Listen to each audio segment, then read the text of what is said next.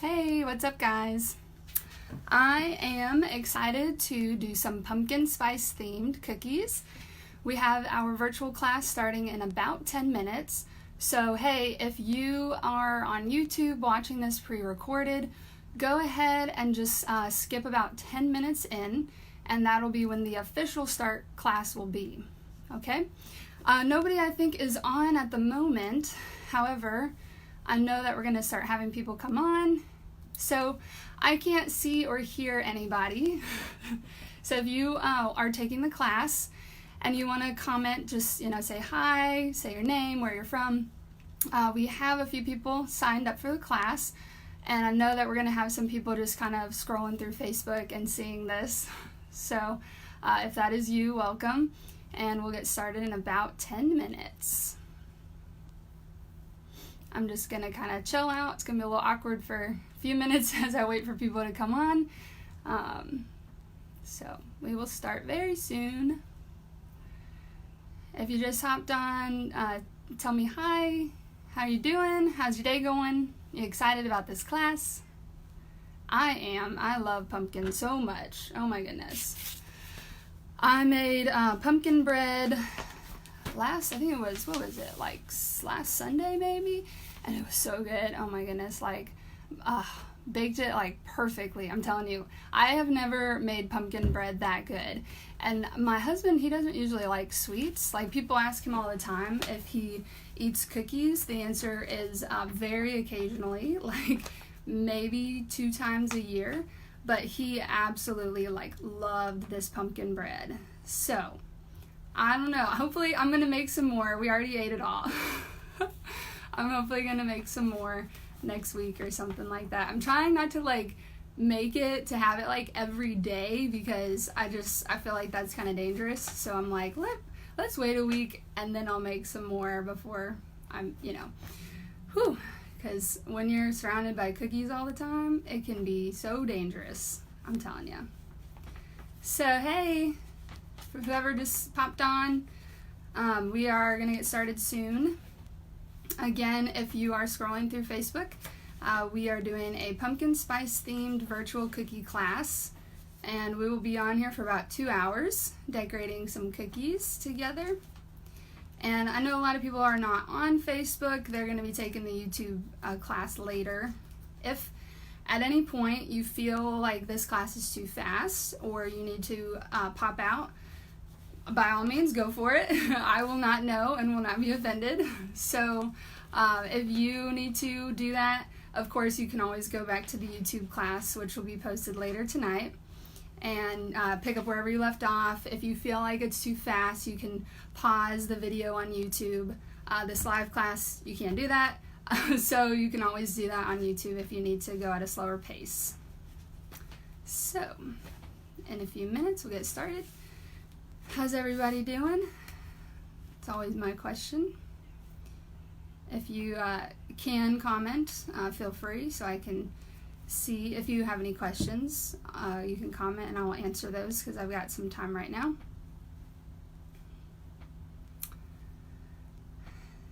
So, let me see, what time is it? All right, just a few more minutes. Hello, Leah and Tiffany. Y'all excited? I sent out this recipe. So this recipe is pumpkin spice, and it is not my own. And as some of you know, I don't share my shortbread sugar cookie recipe, nor my icing. However, with the pumpkin spice, I got that from Sweetopia. She has recipes and blogs and stuff like that. And so I found it, tried it out, loved it. It was the first one I tried. I thought I was going to have to do a few recipes before I found one that I liked.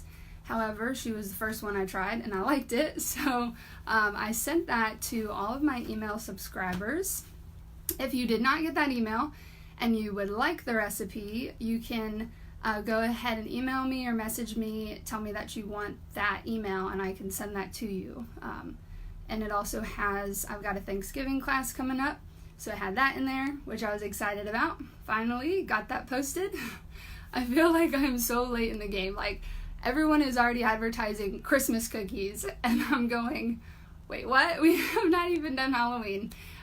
So that's just kind of how it is. Like, in the cookie world, if you ever get into it, it's literally like 2 months, 3 months ahead, you want to start advertising for that out, because that's when kind of people start looking at ideas. Oh, I want to make Christmas cookies, and they'll look on Instagram or Facebook, and that's like 2 to 3 months, but that's kind of hard when you have so much else going on, right?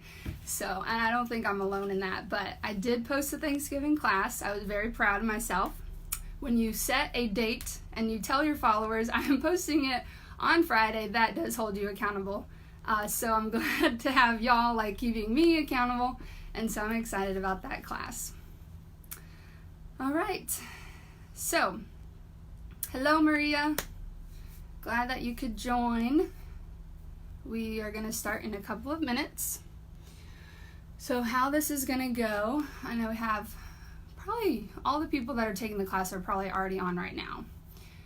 So how this is going to go is, if you are new, we are going to go through all of the basics. I like to start every single class, whether you've done it a million times before, brand new. I like to start every class just as if every single person were a beginner first time, because that would not be fair if I just pop right in and just start doing stuff and you're like, what in the world? So we spend about 5 to 10 minutes just going over sort of like basics of outlining and using the icing, how to hold the icing bag, just kind of basically how to lay out everything so that it's the simplest or easiest way. If you don't like my way, you can always set up your space in a different way that you want. If you are like taking this class many times, the first 5 to 10 minutes is kind of like, yeah, I've heard it before. However, for those who are new, hopefully it'll help you to feel kind of ready to do the whole class, because it's only 5 to 10 minutes in the beginning, and then we just kind of go right in and just start for 2 hours decorating. It's a lot of information. It's gonna be a lot of stuff that I've been doing this for 5 years, and now I'm like, okay, we have 2 hours to go from start to finish. So if you do get kind of like flustered at any point, don't worry, you have to start somewhere. It's just practice makes perfect, right? So practice, you will get better. If you feel like your cookies turn out pretty good, like awesome, that would be great. And then you will feel motivated to do more. If they turn out horrible, don't get discouraged. Just keep practicing. My first cookies were terrible. like seriously, really bad. And yet I brought them to a tailgating party and felt so proud of them. So that is okay. You have to start somewhere, right? All right, so we're gonna go ahead and start. Make sure that you have a pair of scissors, okay? Because that is the only thing that is not in your kit that you will need. If you wanna get water, make sure you have that with you. We will take a break about halfway or so, and that'll be a good time if you need to get water, if you need to go to the bathroom, if you want to, I don't know, just take a break, stand up and walk around. That's what that break is for, and then I give out door prizes at that break. Okay? Alright, so I'm about to switch gears here. I'm going to flip it so you can see my workstation. So just give me like 30 seconds to do that. Hold on. Alright. There we go. Alright, so hopefully you should be able to see my workstation here. So, yes, y'all can see that. I'm going to double check on my Facebook page just to make sure. If you have any comments or questions at all during the class, if you get kind of lost or anything, just go ahead and put it in the comment section and I will try to help you out. Okay, so you should each have a cookie kit that was delivered to your doorstep. And we're going to open up the kit.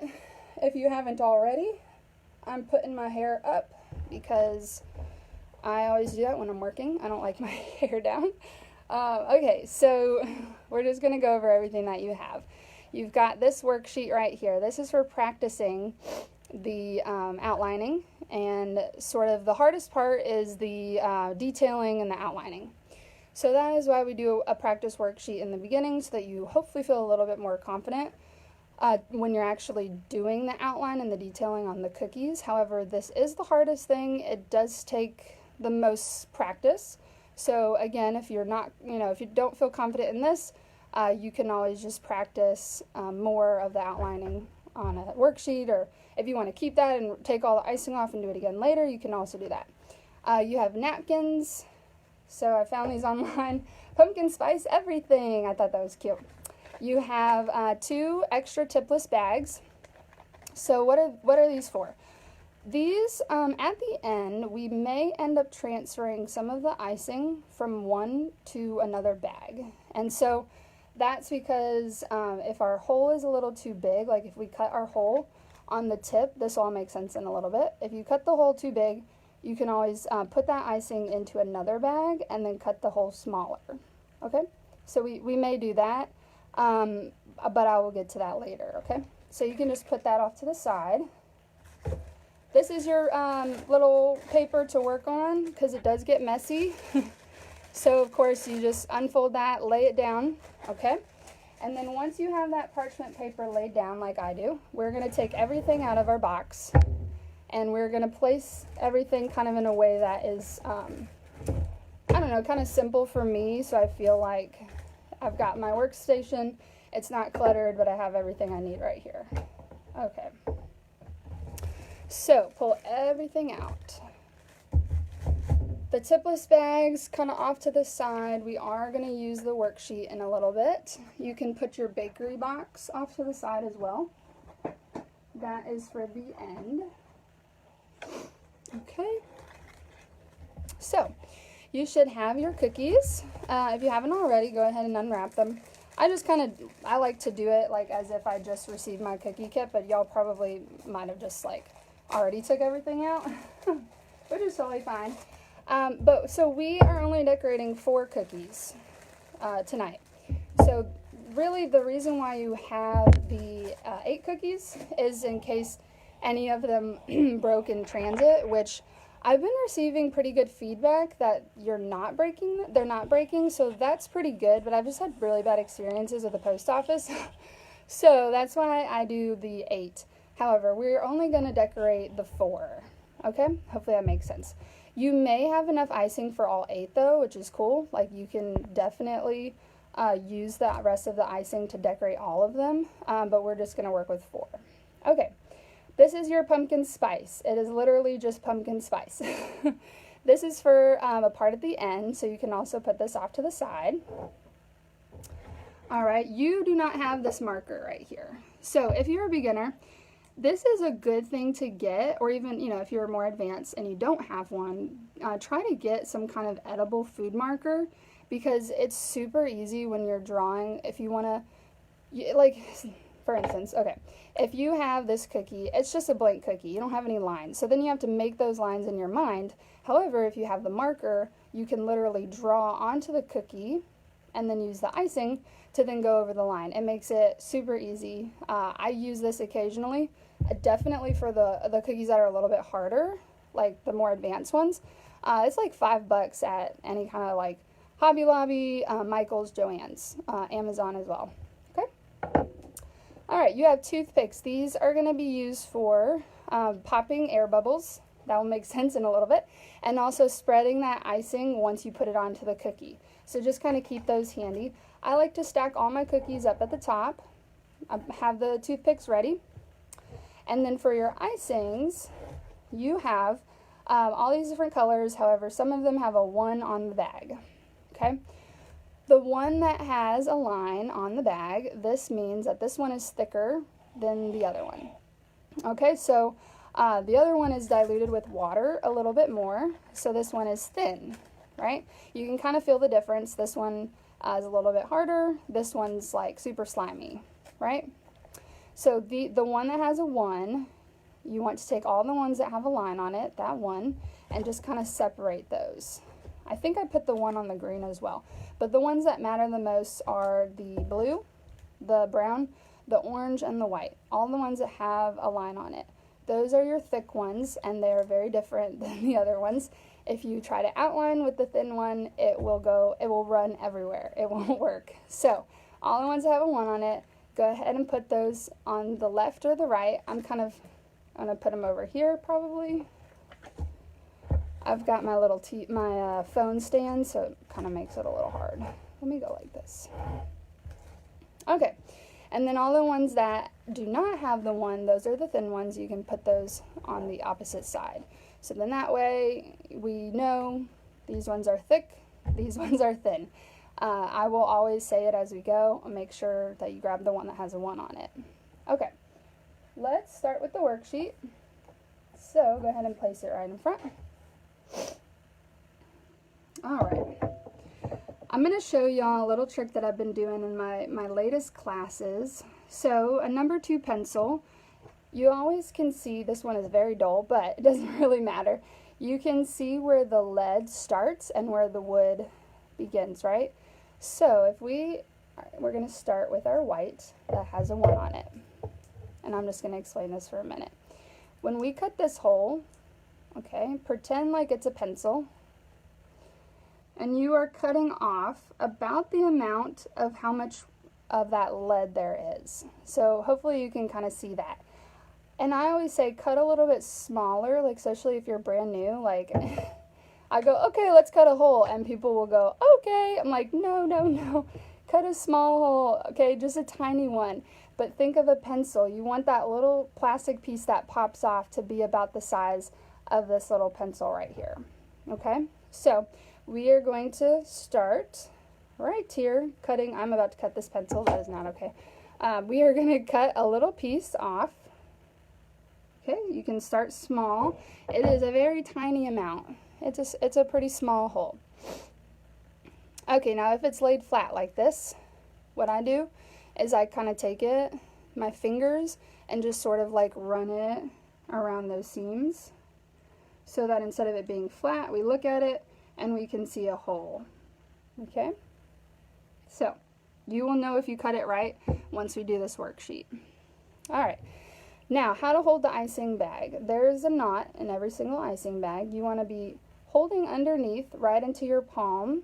Okay, so where your thumb is, right into there, underneath that knot. Another trick I've been teaching people is I like to tuck my thumb in. Okay, I used to teach, okay, just lay your hands across. Well, then I started thinking I don't actually do that myself. So why am I teaching that?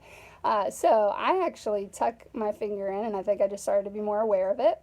And then I fold the rest of my fingers over. Okay, what that does, especially if you have less icing in it, like if I have a smaller bag, what that does is it kind of squeezes a little bit more at that top. You get a better squeeze. People always talk about their hands cramping. That is a real thing for sure. After you do it a while, you kind of get used to it. But so that does help a little bit if you have that thumb tucked in. Okay? Now, some of you may have already started, especially if you are not a beginner. That is quite all right. We are going to do this worksheet. Big tip that I say, we take our other pointer finger, the hand that does not have the icing, and we're going to just lay it up against that tip right there. So, as we go, that gives us a little bit of control here. Okay, if I take that finger away, I'm a lot more like shaky, right? You're going to notice that a little bit. So as soon as you put that finger there, it kind of controls it a little bit. We are going to do the whole worksheet, so just kind of start making your way on the lines. You can do both sides of the lines if you want. The loops, the squiggles, the circles, and the heart. Now, as you're going along, I'm going to give you some pointers. Alright, so we have that tip, we've got that thumb tucked in, and then we also want to be about 1 centimeter off of that paper. So we are letting that icing just kind of drag onto the paper. We don't want that tip to be touching the paper as we move, because you're not really going to get any icing line. You're going to get kind of a smear of icing. So just make sure that you are about 1 centimeter up off of that. You're going to notice that this white icing is a little bit thicker than usual when I do these classes, and that is because we need it for the whipped cream on the cookies that we're making. The quote-unquote whipped cream. So we had to have it a little bit thicker. And so mine, I made these at the same time. The same ones that I have are what you have. So I can tell it is a little bit thicker. That just means you need to be a little bit more patient, a little slower. And then just make sure you're squeezing from the top down, okay? Make sure you've got the topmost part of the icing. So that means when your hand is squeezing, you don't want any icing above your thumb. Okay, like if I were down here, I've got a whole big part of icing above my thumb. I want to be completely on top of that icing and then squeezing using the palm of my hand and my thumb. Okay? So again, we don't want to touch the paper.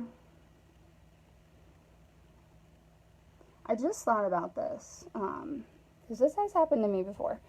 Sometimes, if I'm squeezing too hard, I can literally bust the bag. That's another reason why I gave you one of the bags. So if you're squeezing and you literally like pop the bag because your hand strength is just so awesome, you can transfer it to another bag, the one that I gave you, the empty one. Again, if you have any questions, if you run into any issues, go ahead and comment and I will see them and I'll answer. If you ever run into an issue where the icing is not coming out or it's a little bit crusty, take your napkin and just wipe it a couple of times and kind of squeeze as you wipe. That's another trick. The circles and the hearts are going to be a little bit harder. Take your time as you're turning corners. This does not have to be perfect, but it does kind of help us with sort of the control of the outlining, which is also needed when you do the detailing, of course. The good thing about the outlining is if you mess up, you can wipe it off, even on the cookie. If you do the outline and you mess up, you can wipe it off and do it again. However, detailing, you cannot do that. So, once the detailing part is on, it's on. But the outline, you can always wipe it off and try it again.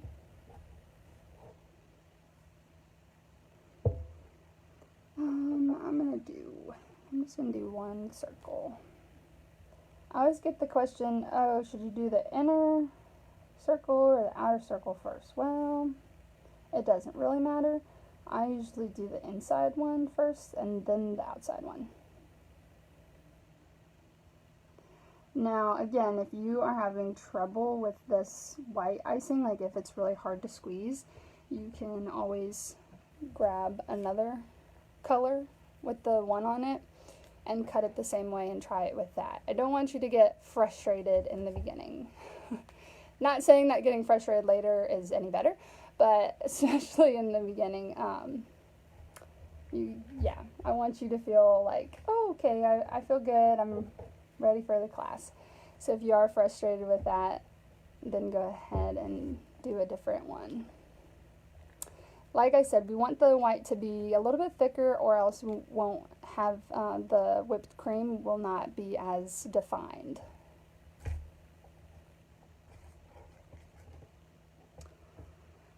All right. So, how is everybody feeling so far? Hopefully you feel all right, and that helps, hopefully, a little bit before we go to the cookies. The thick icing dries very quickly. Like, I can literally touch it, and it's pretty much, I mean, it's keeping its shape. I mean, if I really was pressing down, it would smush it. But it dries pretty fast, about 30 seconds, and it's pretty dry.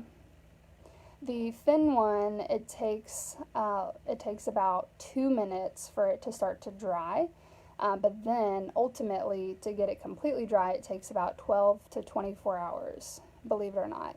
And kind of depending on your recipe too.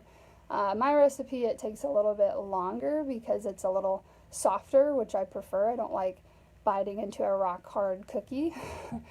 So play with icings and see. The ones that dry very, very quickly are going to be harder once you present the cookie to somebody. So that's just a little tip that I've actually never mentioned in a class before. So lucky you guys. Okay. You can keep this if you want. If you want to do this again, scrape off the icing and do it later. And but we're going to put it off to the side for now. Okay. So the first cookie we're going to do here is the latte, the to-go cup latte, because we definitely have 2 latte versions. Okay. Now this is where I'm going to use my marker. Even though y'all do not have this marker, it's going to help you kind of like visualize and see what's going to be done here. Okay, so if you imagine a coffee mug that you get at Starbucks like this, you know, you usually put the little hand, geez, I can't even think now. What is that even called? This is what happens when I get into class. I forget things like this. Okay, but it's the little like cup holder thing. Y'all know what I'm talking about. So that cardboard thing. So if we say this right here, this top part, that's the top of the cup, right? That's the lid. So imagine, and of course this is not perfect, but that's the lid part. So the rest is the cup. So somewhere about halfway, we want that little piece. Shoot, somebody comment and tell me what that is. All right, so we have a line. So again, it's about halfway, and they're usually, you know, pretty thick. So you kind of want to be, you know, kind of thick, and that makes more sense now, right? So you can kind of see this is the cup lid, and that cardboard part. All right. So I know that you don't have those lines, and I'm sorry, unless you do have a marker, which is awesome. But we're gonna outline first, okay? Now, if you don't have those lines, you're just gonna have to use some hand-eye coordination, all right? And you're gonna have to just imagine going straight across. The good thing is, if you don't like it, you can always wipe it off and do it again, all right? So I like to start at the left side and go straight across. Okay. A sleeve, yes. Jeez, thank you. This is why I have y'all. All right, then once we come straight across, we're gonna come up. Now we're trying to get as far to the edge of the cookie as possible without going like falling off of the edge of the cookie, but this is acting as our barrier for the thin icing inside. So we really don't want any gaps or holes anywhere. We don't want that icing to be able to seep through. We want to keep it in. So pretend like this is your wall, this is your barrier, keeping that icing in. So as you do it, kind of look at it, make sure there's no gaps or holes anywhere. All right, after you do that top part, we have 2 more sections of white to do, and then one of them is going to be just right under that lid. So on the left side, coming down, imagine that line going across, and then back up. Whoop. Again, if you mess up and you don't like it, just wipe it off with the toothpick. I usually use a toothpick, and it's like it never happened. And let's just do it again. Now, as a beginner, it is perfectly fine to do one line and stop, and then do another line and stop. And as you get better, you will be able to do it, you know, continuous without having to stop. But a lot of times people get very nervous when they're doing it, and they're so concentrated and their hand is shaking and all of that good stuff. And so that's when they kind of have to, okay, stop. And once they have one line, do the next one. That is perfectly fine. Again, nobody's going to know. The finished product is going to look awesome. They're not going to know that you didn't do it continuously. Alright, the last white part is going to be the bottom. I'm going to come down first. It really doesn't matter which direction you go in first, as long as you get the final step, the final outcome. So, like if you wanted to go straight across first, you could do that.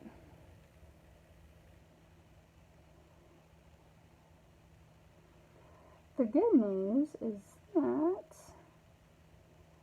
after this, we really don't have to use this super thick icing anymore for outlining. So I'm telling you, you're gonna see that the other ones are a lot better. This one's just thicker for the whipped cream. Alright, so when you are done with your whites, you should look like this. Your cookie should look like this. The lid, the top part, the bottom part, they're very defined. We are actually going to ice them separately from each other because we want to keep that definition. So if we were to go in and just ice, ice, ice, you know, do all the inner flooding, all the inner flooding, all the inner flooding is what they call it, that thin icing inside, then they would just kind of run together and they wouldn't have their defined blocks. Okay? So that is what we're going to do next. You're going to take your white that does not have a 1 on it, and if you haven't done it already, I put it in the letter. Make sure you kind of massage it a little bit because it's been traveling, and sometimes the water kind of disperses from the rest of the ingredients. And now you're going to cut a hole that is a little bit bigger than the one that you did for the outline. Okay, that plastic piece is going to fly off somewhere. Just make sure it is not in your cookie. I have done that before accidentally, and then when I went to flood, that little plastic piece was in there. Yeah, only once. Okay, we want a toothpick ready, and we are going to do, we're not going to do the lid, okay? To get those defined blocks, we're going to do the second one here. So the cup, the 2 parts of the cup, not the lid. Alright, if this is your first time flooding, you can watch me first and then go ahead and do it. I like to start on the outside and then kind of spiral in. Alright, and you're going to see exactly what I mean. But it's definitely much, much thinner than the other one. So it spreads very easily, very quickly. You want to take your toothpick and kind of swirl it into the sides and the corner. Make sure you don't have any gaps. Make sure you have enough icing that you do not see that cookie underneath it. Okay, again, you have about 2 minutes to spread, and then it'll start crusting over. So 2 minutes to do this little thing with the toothpick, and then that's it. You don't want to touch it after you're done spreading. You just want to leave it alone because it will start to harden, and then you can possibly mess it up if you try to poke it. Alright, so again, put enough in there that you don't see the cookie on the bottom, and enough in there so that you're not spreading for more than 2 minutes, because I have seen that. I have seen somebody over here for like 5 minutes doing that, and so if you are, you know, doing that for a long time, just pop some more icing in and then keep using the toothpick. As you get better, you kind of know how much icing to put in, because if you put too much, then you risk the possibility of it overflowing, right? So in that scenario, if I find that I put too much, I will literally just start pulling it out with my toothpick before it completely overflows. Alright, once you've done the top, we're going to do the bottom. I will say too that when I'm actually doing a class, when I'm doing a class, I use the toothpick. When I'm doing custom orders by myself, I very rarely use the toothpick. So why is that? Well, as you do it more and more, you kind of know how much to put in. You get really good with getting right up to that edge, you know, that barrier, and then going in and then not having to do that toothpick. Because if you can imagine, if you have like 100 cookies to ice, then spending time with the toothpick takes a lot of time. So for a beginner, I say put it in, use that toothpick to spread, and that kind of avoids overflowing.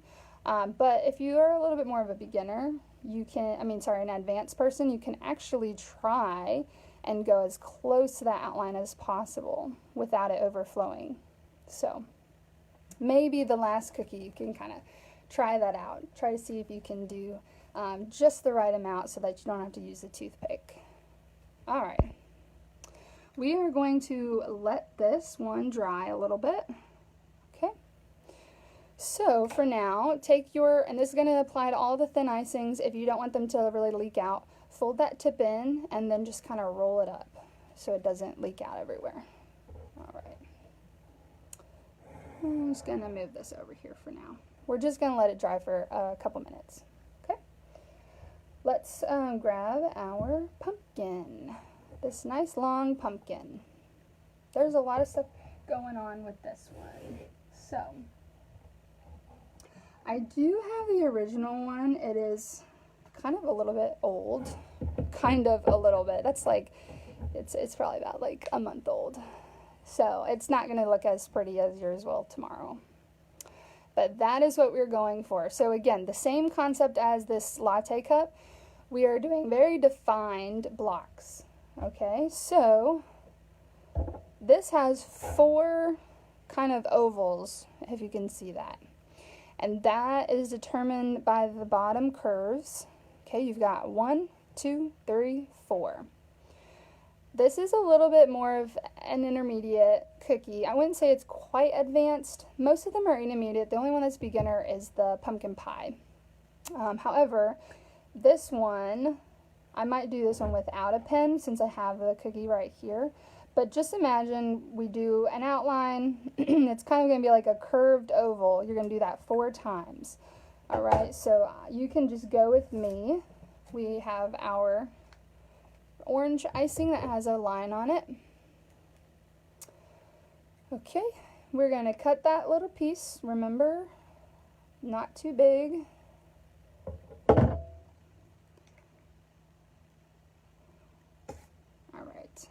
So if you did your little worksheet right, if your line, I totally forgot to mention this and I'm so sorry. If your line covered the black lines, you did the right amount. If your white lines were too tiny and you could see the black line underneath, then you want to cut a little bit more.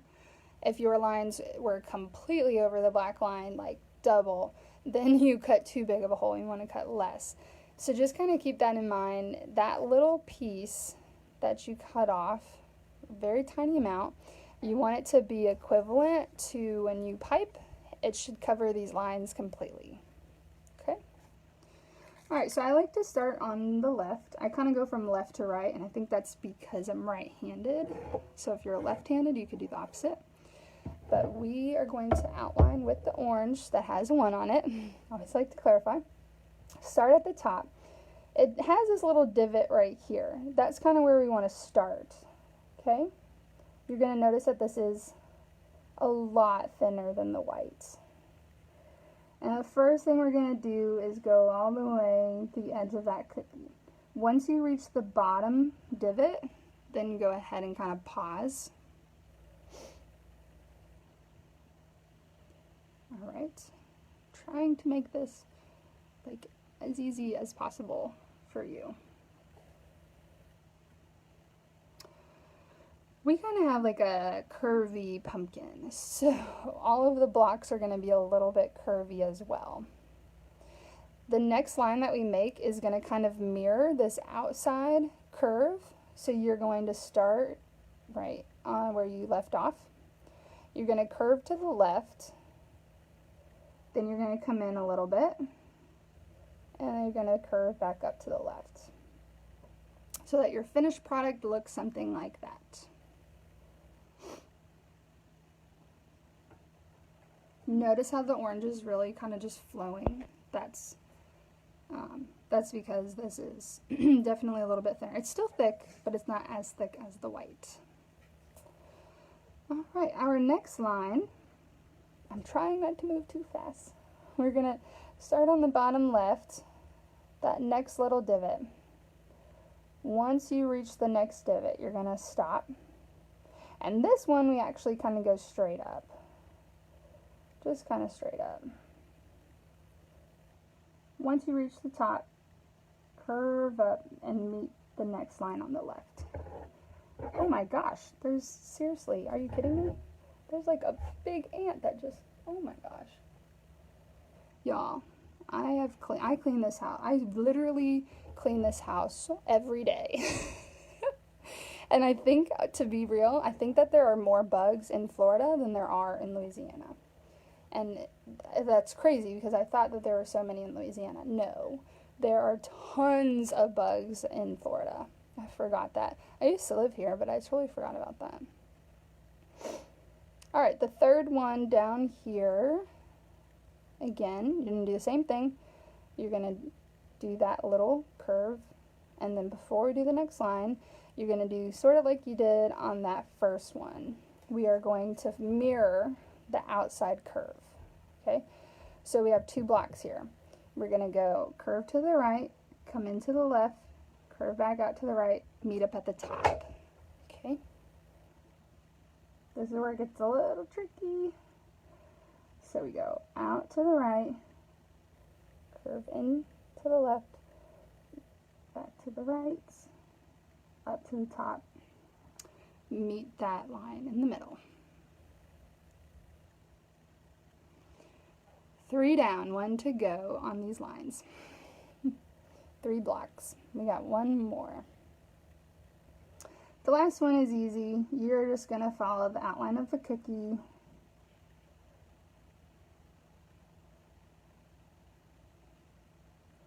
And then all the way to the top. So, that one was pretty easy, right?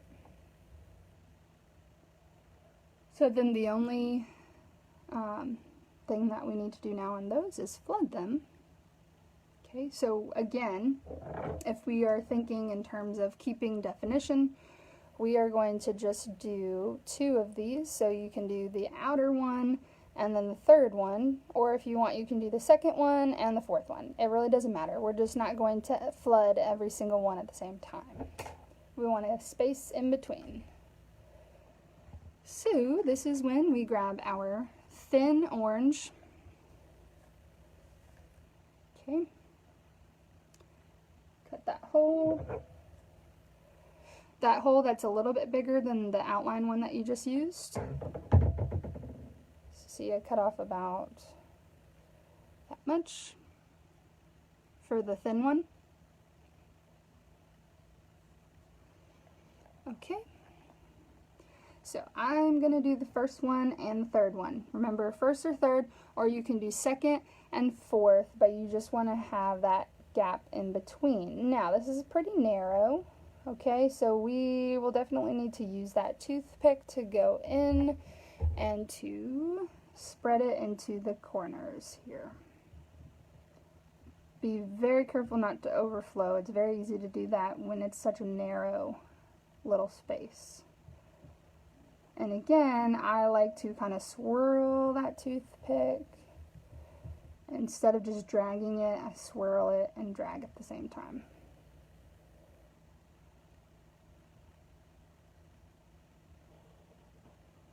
So there's one. Alright, and then this third one, we're starting on the outside and then spiraling in, trying not to put in too much. But then not too little that you're sitting there forever with the toothpick.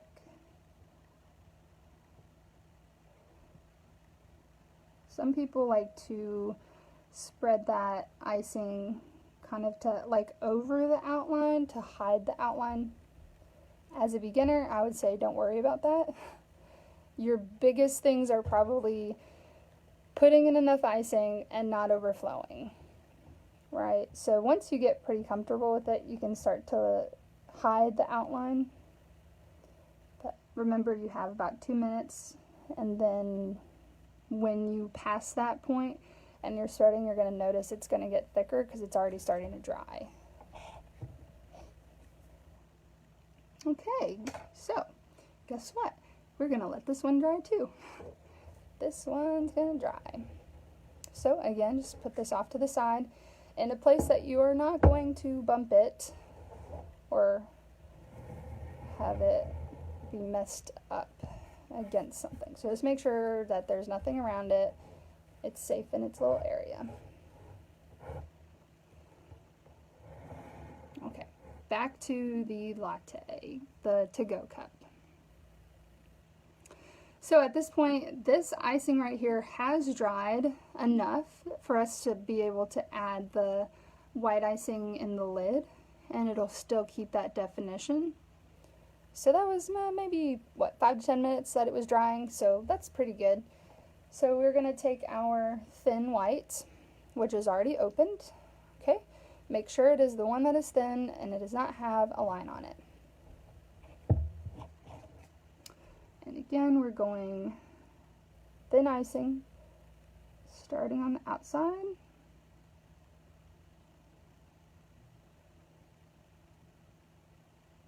Spiral in. Take your toothpick. Spread it into that outline. You can go right up next to that part of the cup that's already been done. It will not merge into each other. It'll keep its shape, keep its definition.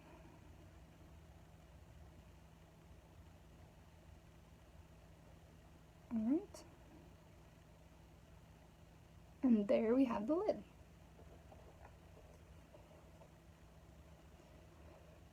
So some of y'all might still be working. Since we have this cookie, we are also going to do the sleeve. Yay, sleeve. I remembered this time. And so, again, I'm rolling up this white icing because I'm done with this for now. All right. So as we move on, we want to get the brown, the beige kind of brown color that has a 1 on it. Okay, most likely this one has not been cut unless you used it for the worksheet. So that's what we want to do. Cut it. Trying not to go too fast, but y'all let me know if I am going too fast. Again, if you cut it and it's flat, then I just kind of take my finger, run it across, and make sure that that is a hole and not a flat piece of plastic. You want to look at it and see a hole in that opening.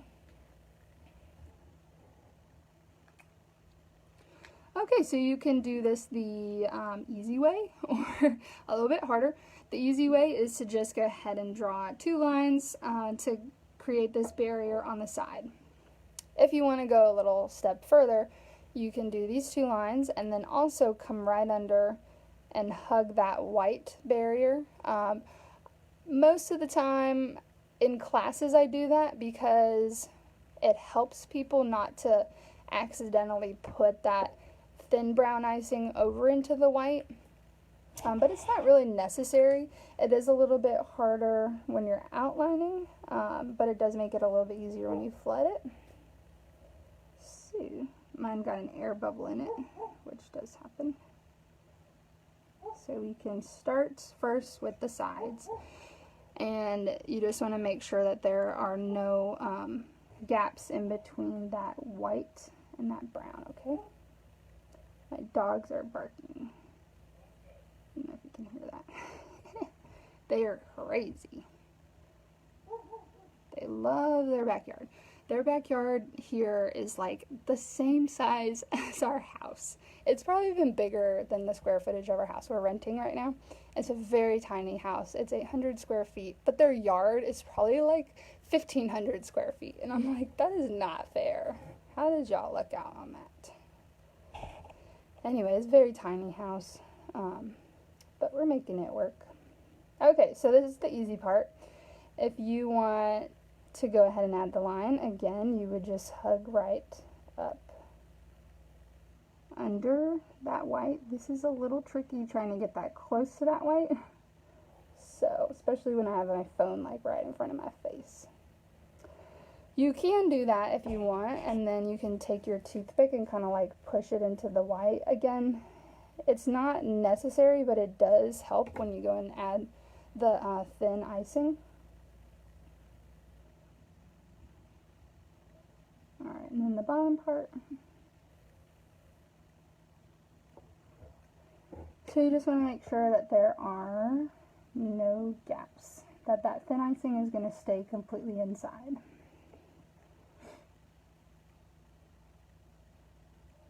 Okay.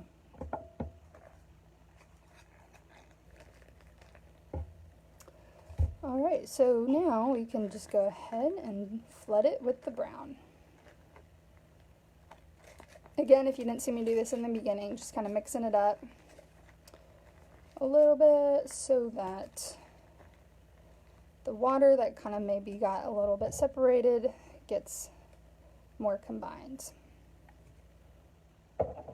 Alright, cut that hole just a little bit bigger than the outline. Okay, let that icing start to come out. Same thing that we've been doing. Y'all should be getting better and better as we go, hopefully. Okay. Whoop. Sorry about that. Alright, take your toothpick. Now this one, I do kind of like to try and cover that outline with the brown because it just looks a little bit cleaner. However, you don't have to do it now because we can always go back over it at the end and add an extra. We can literally outline it again to give it a little bit more definition. And we will do that because that's what I think I did in the advertised cookie. So we'll do that. Alright. So, once this one, it's all these like, you know, steps and processes, right? It's doing one thing, letting it sit for a little bit, going on to the next one, letting that sit. And so, like I said, typically I'm doing this, you know, between 3 days. And so I go and I do the outline and the base coat. And then I wait, you know, 8 hours and then I come back, or I wait 12 hours and I come back. We don't have that much time. So we are just letting it sit for as long as it can. Again, move that over to the side, let this dry a little bit before we add the details. The only thing that's left on the latte cookie is actually the details. So all of the base stuff is done and all it needs are the details, which is cool. So this one we'll do at near the end. We'll go back to that. Okay. Let's grab the pumpkin again that we've been working on. And with the thin orange, we're going to go ahead and do the 2 blocks that we did not do the last time. Okay, so when you're ready, go ahead and add this icing in. It's a little bit narrow. You just kind of want to hug it right up next to the other one. But the toothpick is definitely helpful for getting into sort of those like tighter spaces.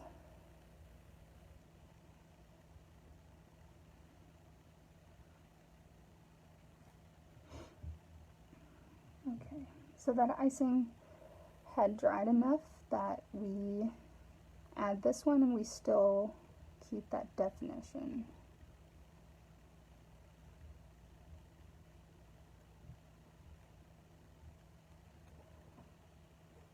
Alright. Someone asks, how long do the cookies stay fresh? Good question. So once they're iced, and so when they are iced, you have to wait till they dry to put them into like a Ziploc bag or the cellophane bag, like the one that I shipped them into you. But once they dry, you can put them in a bag and they will stay good for 3 weeks. 3 to 4 weeks. But I like to say 3. One time I did a little test and I had a cookie and I waited. Each week I tried a little bit and then I put it back in the bag and sealed it up. And I tried it again the next week, and it was really good. Like the first week, oh my goodness, so good. I don't like them right away. I don't like eating the icing when it's wet, but the next day they were so good. And then a week later, oh, so good. 2 weeks later, oh, those are good. 3 weeks, they're good, but they're not as good as they were a week or two ago. And then 4 weeks, I was like, I wouldn't feel confident giving a 4-week-old cookie to somebody or a customer. And so my thing was up to 3 weeks. However, some people freeze them, and then they can, people have told me, oh, I waited like 3 months and they were great. I just usually say 3 weeks. So it's still a pretty long time though. All right. And with my icing as well, this particular icing, it stays soft for longer.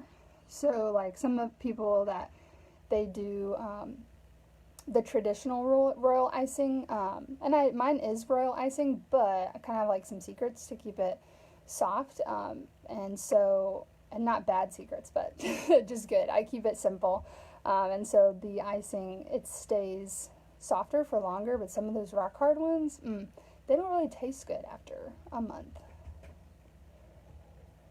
All right, this cookie is gonna be over here with the latte cup to dry a little bit longer. Okay, we're halfway done. Yay. How's everybody doing? It is 8:20, so we are, halfway. I'm debating. You know what? Let's do the other mug first, because the pumpkin one is like very, very simple and beginner. So I think I want to do that one last, because we want this one to dry, because this one has more details than that. So we need this one to dry a little bit faster than that one. This one is a little bit more complicated. You have the handle of the mug. Part of the cookie, where the handle is over here, part of that cookie does not have icing on it. It's just going to stay, looking like a cookie.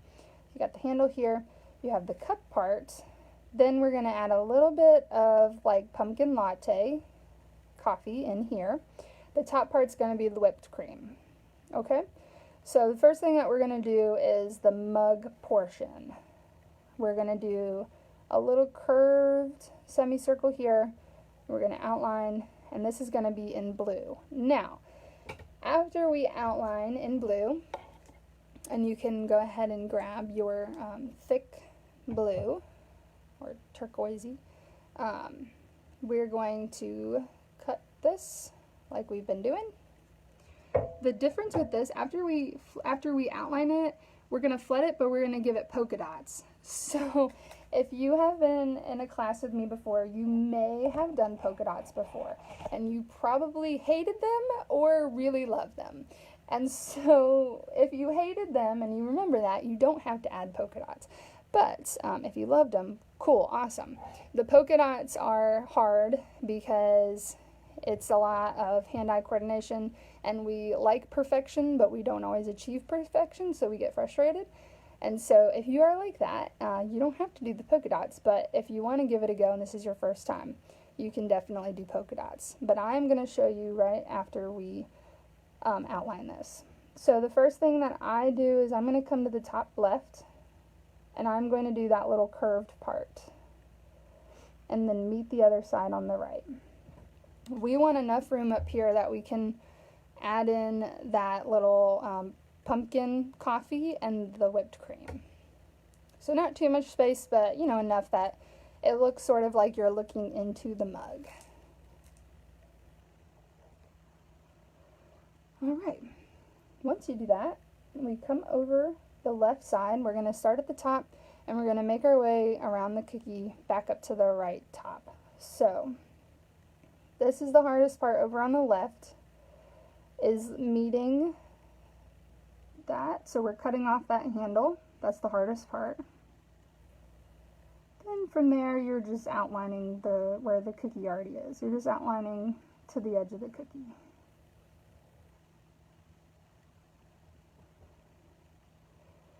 So sometimes on the left here, it can look kind of funny if you don't do it just right, or if you cut off too much of the handle, or, whatever. You'll know when you see it and you're like, that looks funny. So if that ends up happening again, take a toothpick, just wipe that part off and do it again. I know for a fact that when I did this on my first time, I did something funny like that and had to redo it. So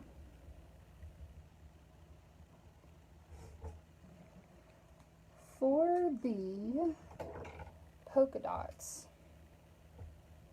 I'm going to have y'all watch me first, especially if you've never done this before. Watch me do it all first. So from flooding it with the blue to then doing the white polka dots on top, which is called the wet on wet technique.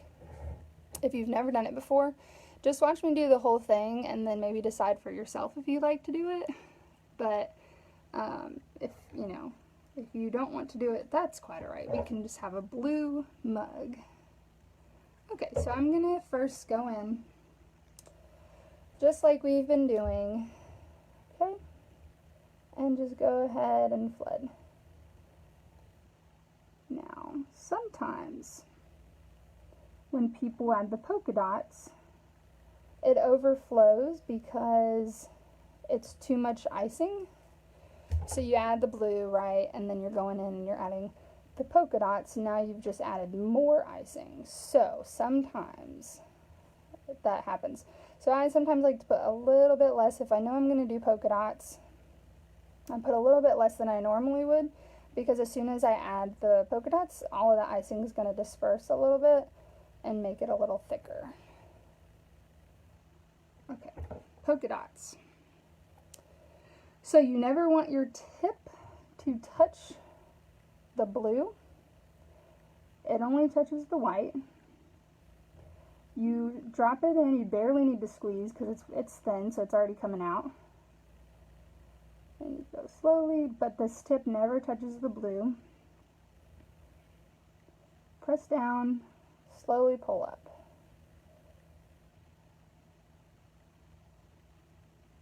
Okay. Sometimes people do like tiny polka dots, sometimes pretty big ones.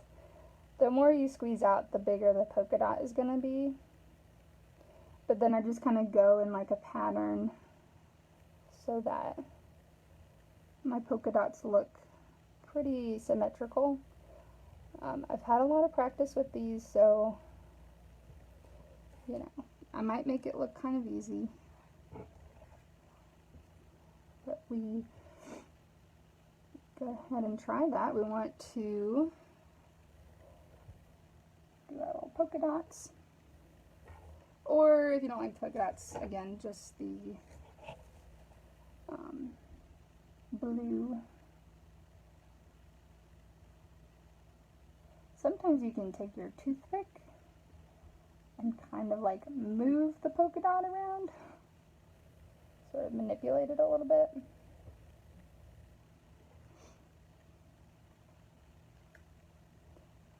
I will say polka dots are not easy. Definitely not easy.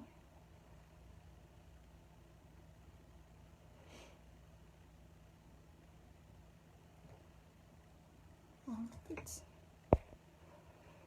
So, if anybody wants to let me know in the comment section if you went with polka dots or not, and if you did go with them, did you like them?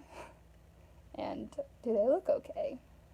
It's always kind of fun to see how people react to polka dots.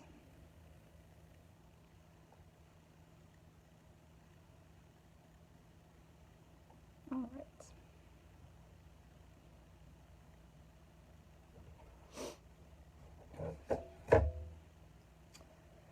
So I'm letting y'all do that because I do know that the polka dots tend to take a little bit of time for some people.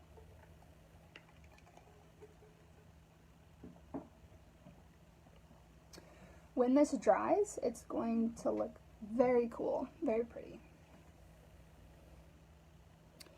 It's different than if we had let the blue dry and then added the polka dots on the top, because then it wouldn't be as smooth. You'd have all these bumps from the white.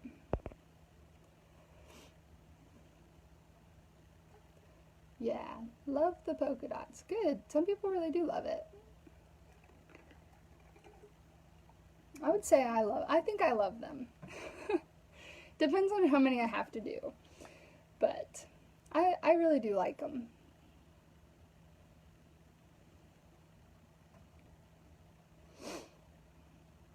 Okay. So, if you're still working on your polka dots at this point, just listen and you can catch up on the break. The next thing we're going to do is close in. So we want to do these two little lines right here where we're acting like this is the outer part of the cup. So we're going to come right next to the cup that's already done with the thick blue. So remember the one that has a 1 on it. We're just going to meet that whipped cream and then connect it to the cup.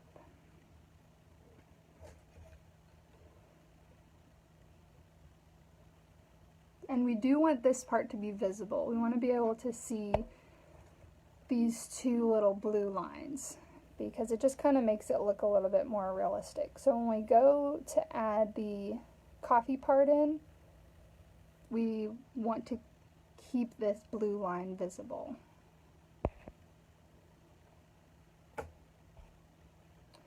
And how we are going to do that is first we have to have some kind of barrier for that thin brown. So right now we've got nothing up on the top.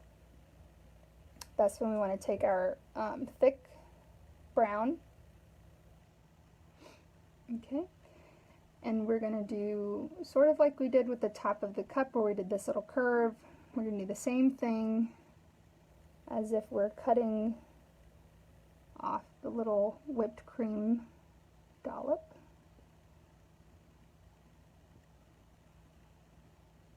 So it should look like that. And then that's going to set us up for that thin brown icing inside. So we got our barrier of brown on the top. We have the two parts of the cup right there. We're going to go ahead and flood that inner part with our thin brown. So we just used our thick one that had a 1 on it. Now we're moving to the thin one. And again, try to keep that blue part visible. So I'm not even going to go all the way up. I'm going to use my toothpick to push right to that point. So that it still looks like you have the back of the mug there. If you do end up accidentally going over it, you can just outline again with the blue back over it. There are lots of ways to hide your mistakes.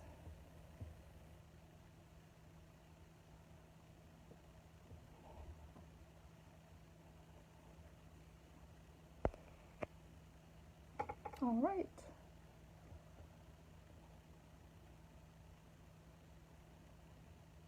So the only thing we have to do on this is the handle. We're going to let it dry before we do the detailing on the top as well as the whipped cream.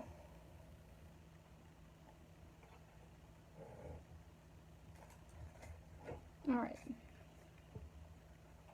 For the handle, go ahead and get your thick white that has the 1 on it.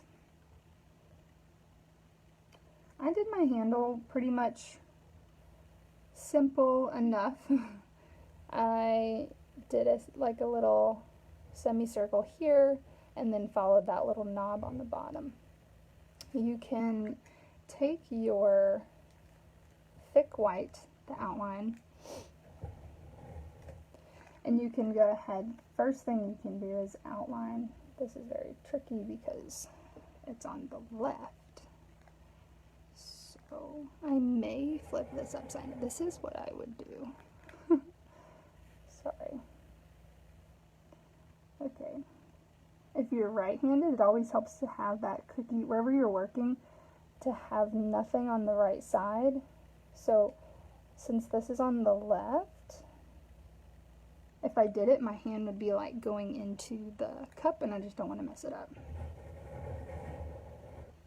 It looks like an ear. So the first part is just the outline on the edge there with the white. The second one is going to be symmetrical to that. And I don't know, maybe about a centimeter. Some people some cups have bigger handles than others, I don't know. But something like that. About maybe a centimeter thick.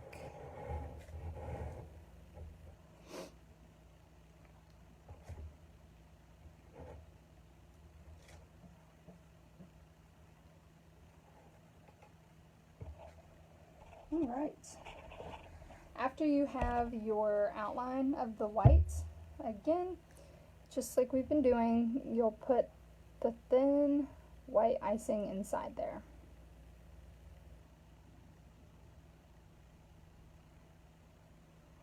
This is all that we're doing with the handle, so after this, the handle, it will be finished.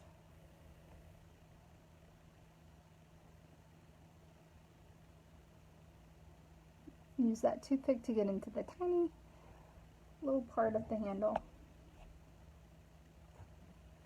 And then just let it dry.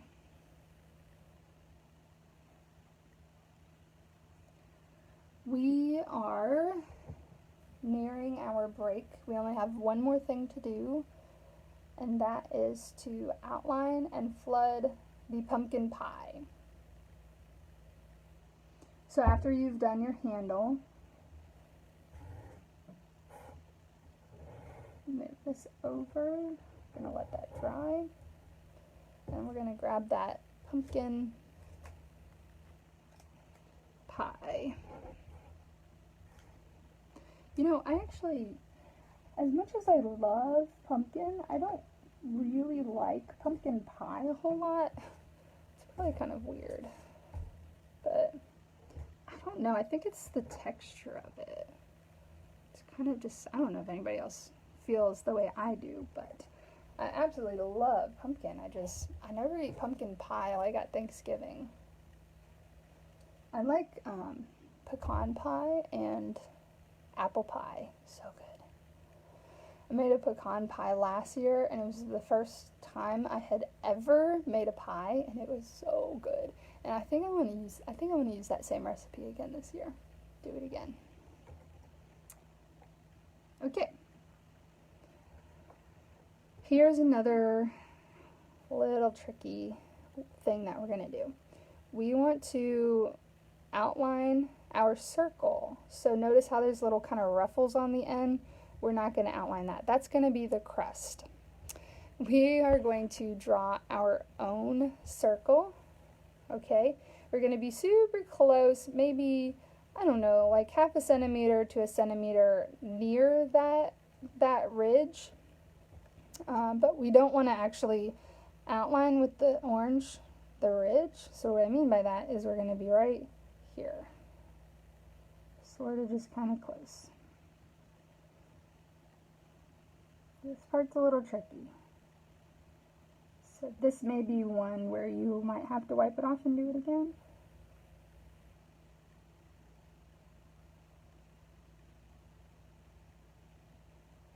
And it doesn't have to be perfect because we're then going to do our icing to make the crust, and so it will cover some of that outline a little bit.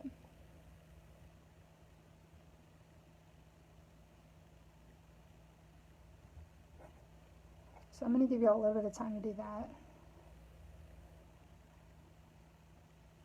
Of course, in a live class I have to do that. In a YouTube, if you're watching on YouTube, you can like pause or go forward or back or whatever.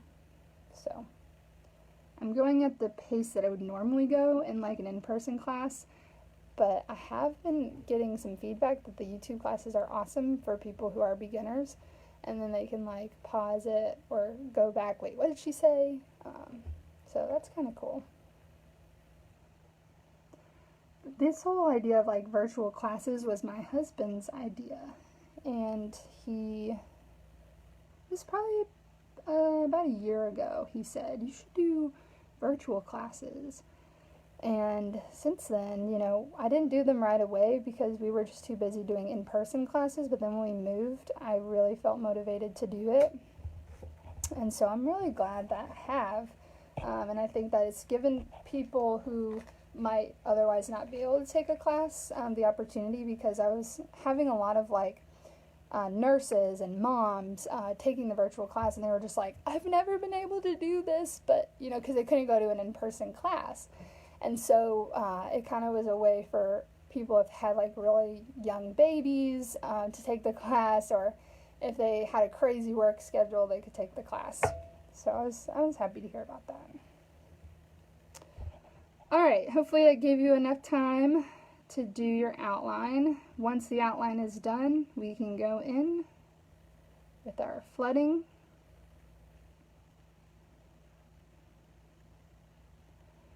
And do our pumpkin pie.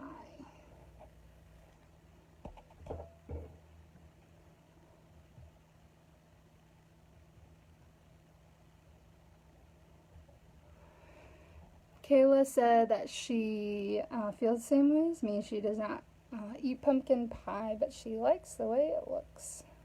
Yeah, it does look really cool. I think it's that like fluffy texture, kind of like a cheesecake or something. I don't know. And it's just so like clean and simple. I think that with the whipped cream on the top, it just looks so nice.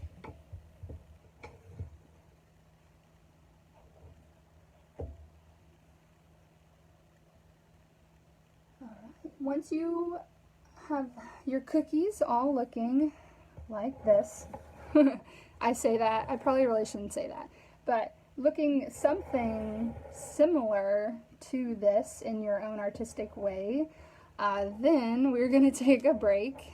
Okay, so we can get water.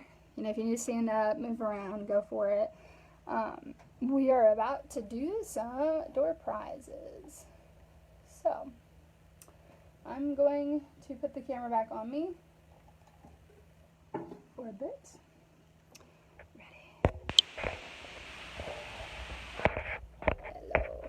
Okay, so let me know in the comments how you're doing. How's everything going? We're getting frustrated. We feel great. Our cookies look good. What y'all think? You having fun? Learning a lot? If your cookies don't look great, at least you're hopefully learning a lot of stuff. That's usually why people take the class. I have a lot of grandmas who want to make cookies for their grandkids, so they're kind of learning the skills needed to make cookies for their grandkids for birthdays, or, you know, whatever. I also have people who are getting into doing it as a business. That's pretty cool. So I always kind of have, you know, there's people that just do it for fun, like girls' night out, or just wanted to do something different, and that's cool too. Okay, so the people who are going to be entered into winning a door prize are the people who purchase a kit. And most of y'all are watching right now, because I don't think that 15 people would be watching unless they were doing the class, watching for 2 hours. And so that's great. Probably most of you have registered for the class, and you will be signed up to win a door prize. So I am going to random generator, and we have 2 door prizes. They are going to be 50% off a future virtual class. So if you enjoyed this, and hopefully you do, and there's still more to go, we're not done yet, but if you enjoyed it, then you can get 50% off your next class, which is about 20 bucks, and that's pretty significant. And so you can do a class for, you know, $25 or so. And so the first person to win that is Marsha. And I think that she is watching right now. So congratulations, Marsha. The next one is going to be, oh yeah, Katie Coulter. So you two, she just won a door prize last time too. So see, if you come to more, you can win, higher chance of winning. And just because I love giving things away and love door prizes, I'm going to do one more. How do y'all feel about that? Okay. Okay, cool. The next person, the third person to win is Shanika Demur, if I'm saying that right. Shanika, Marsha, and Katie. So congratulations, y'all. You will get an email from me with a discount code for that half off. All right.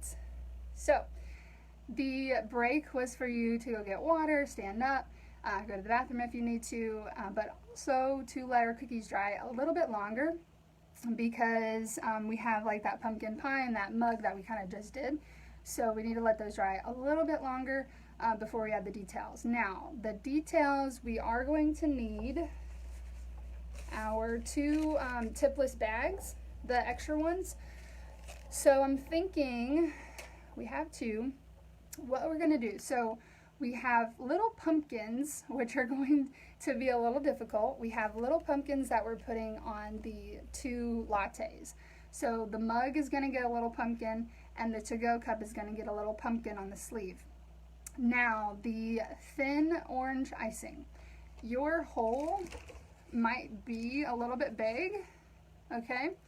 And so we may, if it's a little too big, we may transfer this into one of these bags so that we can recut it and have a smaller hole, okay? Our green, we are going to need our green for our leaves as well as the little vines on the pumpkin. So what we're going to do when we get to it is we'll do the vines first because they're smaller. The hole is smaller. And then we'll do the leaf. However, if at any point we cut too big of a hole or whatever, we may also transfer this one into a bag. And I will show you how to do that once we get there. Okay, but for now we're just going to see, let's just see if the orange works. And if it does, cool, we don't have to worry about that. But if we do need a smaller opening, we can do it in the new bag. Okay? All right, we also will need our pumpkin spice for the mug latte and the pumpkin pie. We're just going to pinch a little bit, sprinkle it on top. You have more than enough, so if you want to use this for something else, cool. We are only going to use a couple of pinches on top to make it kind of, you know, like at Starbucks, if you get a latte, they put that on top. Yeah, that's kind of what we're going for. Okay, so I'm about to flip it back around. So, 1 second. Okay. Y'all were commenting a little bit. Nice. Polka dots didn't go well. Oh, I'm so sorry. Yeah, if this is your first time, polka dots might not have gone very well. Oh, somebody asked, how do you sign up for classes and kits? Cool. So on my website, you'll have all the classes. My Thanksgiving one is on my front page of my website. You click on it, purchase it. I then, the week before, send you an email. Hey, this is what to expect. It's on its way. I ship it out a few days before, and then you get it the day before, sometimes the morning of. And then that live class is that night. If you can't make the live class, you can always do the YouTube version the next day or the week after. Okay, so the question is, where do we start? All we have left is the detailing. Since we did the to-go cup and the pumpkin first, I'm thinking let's start with that. Carefully move. We don't want to mess it up. Let's do our to-go cup since this is the first one that we started on. Okay. What we need are the thick white. The pumpkin is we're going to get to that, but we're first going to do the thick white for the lid. I do have the original. It does not look very good because it's old. Doesn't look as good as it will. However, it's all faded. Obviously, this is white and that is no longer white. But see how we have this little spiral up here? That's just to kind of give the top of the lid a little bit of definition. So we also have the pumpkin. The pumpkin is super cute. It looks very hard, but it is not very hard, especially if we end up transferring the thin icing into another bag. Then we can put a really tiny hole and we can get that tiny space. Then you have a tiny stem and a tiny leaf, okay? This will all make sense. All we're going to do are the white part and the pumpkin. Don't worry about the stem and the leaf yet, okay? So with the white, spiraling, you're kind of right at the top, not at the top, a little bit down. We're going to do about one. It might have been exposed to oxygen, so it might be a little bit, just kind of clean off the tip a little bit. See, it doesn't even want to go on. All right. We're going to do just one spiral. Does not have to be perfect. However, do know that if you mess up on the detailing, this part, there's no return. All right, then we're going to cut across. So you do about one spiral, 2 spirals, and then cut across right where it starts to dip out there. That is all that we're doing. So once you do that, take a deep breath. You did your first detailing. You can breathe, and hopefully it still looks like a lid. All right. And that is all that we're doing on the top there. For the pumpkin,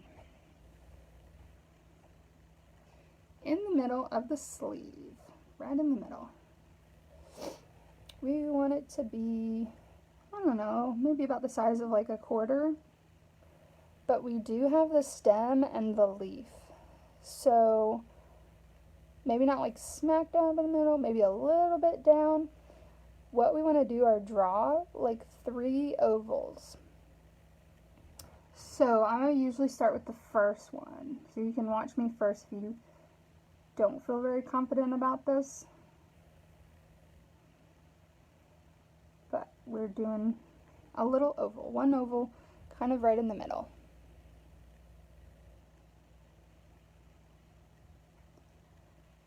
The next 2 ovals, we're just kind of building upon this middle part here. And we're going to go out to the right, draw a little kind of semicircle or moon to meet into that middle oval.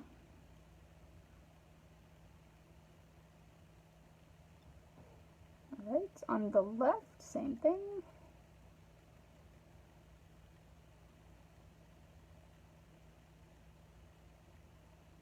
Now, although you can't take this off, you can always make it bigger. So if I want to then, I'm like, I want this side to be a little bit bigger. I can go back over with the outline and kind of make that change without messing it up. So you can always make it a little bit bigger, but you can't make it smaller.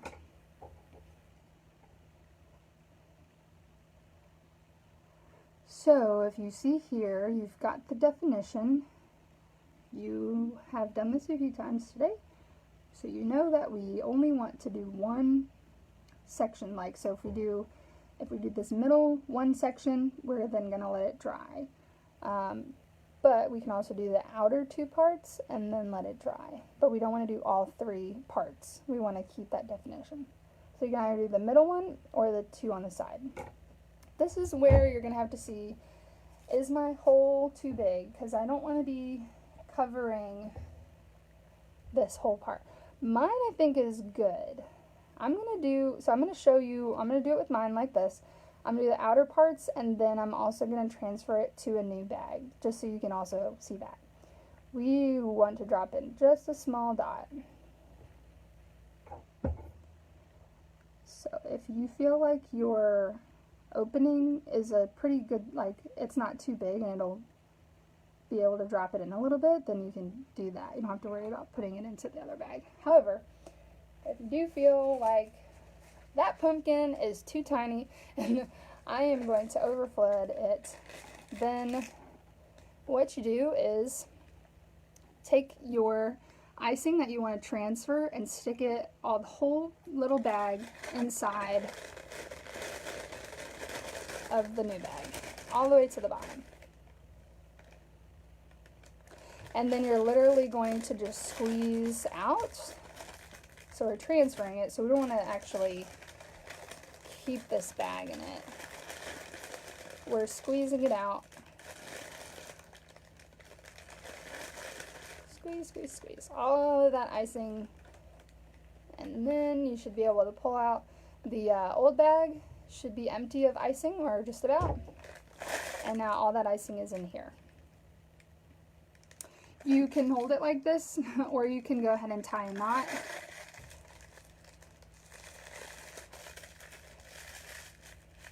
Right on the top. Just like that.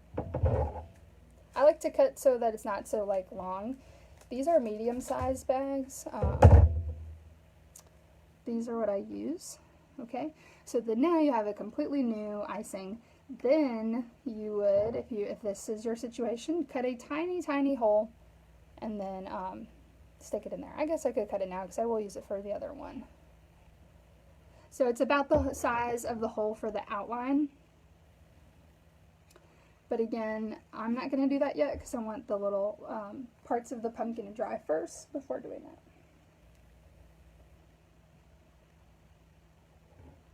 Okay.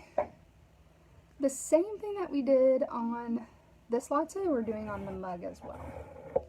The same exact thing.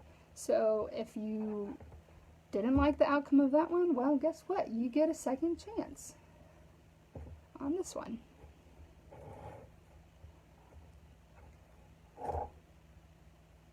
So we are taking our thick orange here. And then somewhere in the middle, I know it's kind of hard to really make it, you know, perfect. Now, try not to poke that blue. We just want to carefully outline this pumpkin onto the blue. However, we didn't wait, you know, hours and hours for the base coat to dry. So while the top might be dry, the icing underneath is still wet. So just kind of be careful. Try not to poke it. But same thing. Starting with the little oval in the middle.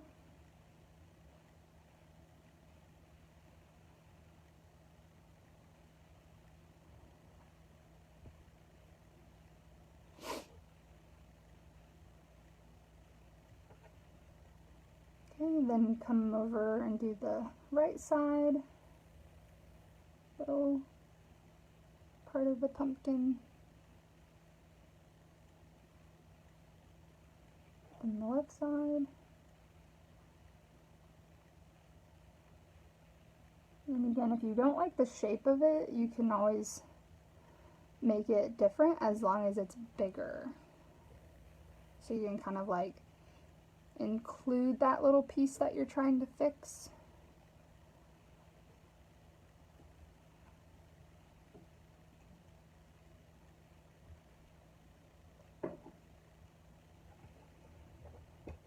Okay.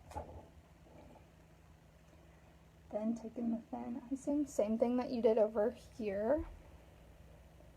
Now I have a smaller hole, so now we can really get into those corners. I don't even have to use my toothpick because this is about the width of the toothpick. So that's kind of nice.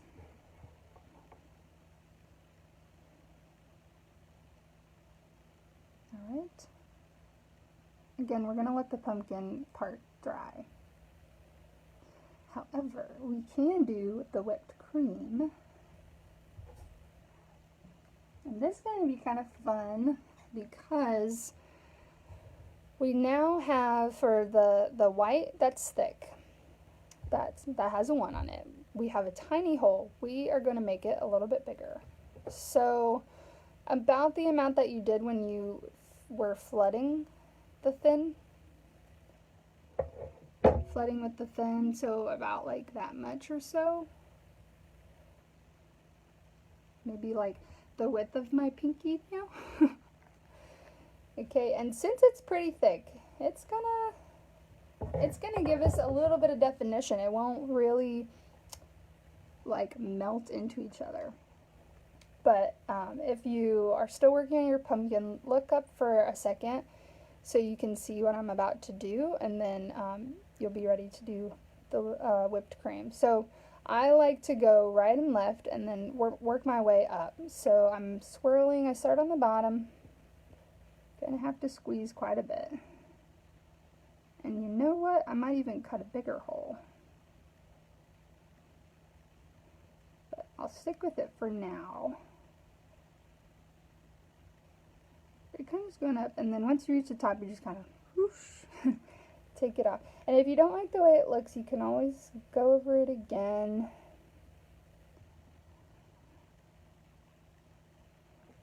Yeah, see that? It kind of makes it look sort of like fluffy, I guess, like it would be. And then pumpkin spice. There's a lot. I sprinkled this on the whipped cream and near the actual like coffee part. There's no perfect way to do this, unfortunately.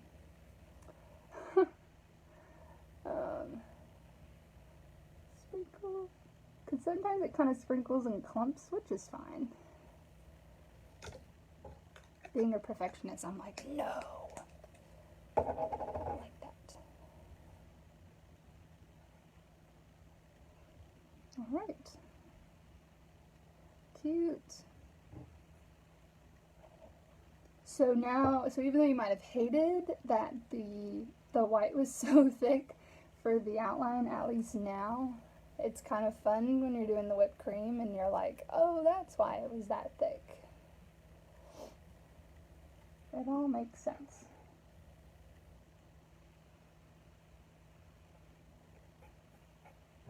Little plastic piece. Okay. So, same thing on the pumpkin pie. This one's going to be pretty easy. We're going to do a little dollop of the whipped cream. And so I kind of circle and then I spiral up and sort of like pull it straight up afterwards to kind of make it look like a dollop, and then take your pumpkin pie spice and sprinkle it on sort of all around. That's what I did. I kind of just did a little bit all around. But first thing is you want to do the the whipped cream. Remember, try not to dig this into the orange because it's still a little bit wet. So you want to very carefully just kind of lay this on top. Right in the middle. Create a little circle. Once you kind of have the right size, then spiral up and then just kind of pull it up. You can always use your toothpick to sort of manipulate it a little bit. That icing is still a little bit wet, so just be careful. You can always make the dollop a little bit bigger. If you want to go over it again and make it a little bigger, you can do that.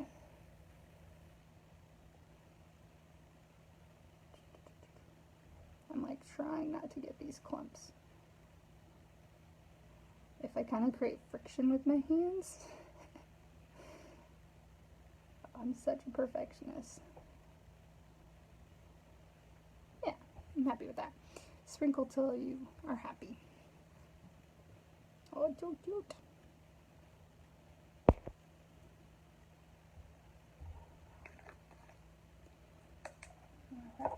So, easiest thing, you can leave it like this. I actually think I have that advertised in my Thanksgiving class because the crust, it looks like pie crust anyway, like the cookie. So you could leave it like that if you wanted to, or you can do how I advertise and do the little crust.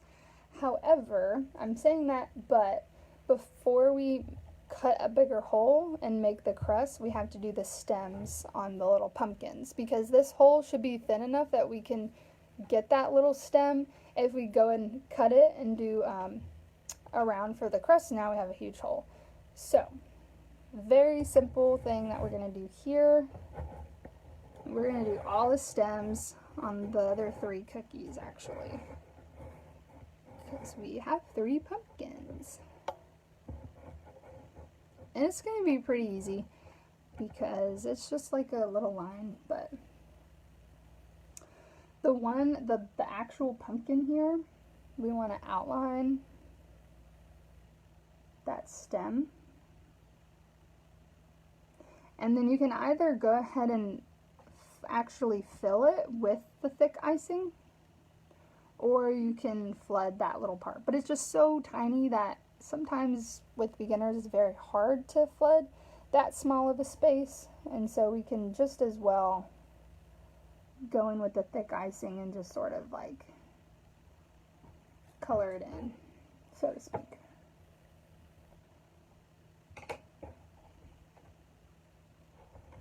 Something like that. So it doesn't look as smooth, but it, you know, it's a stem. The tiny ones, tiny pumpkins. The leaf is going to be kind of on the right, and the stem's going to be kind of on the left. It's just a tiny, I'm trying to see if we can show you all a little better. Tiny stem, right here. Just a little line. Oop, that's it. Like a dot of icing. Something on this one. Just a little line, little dot.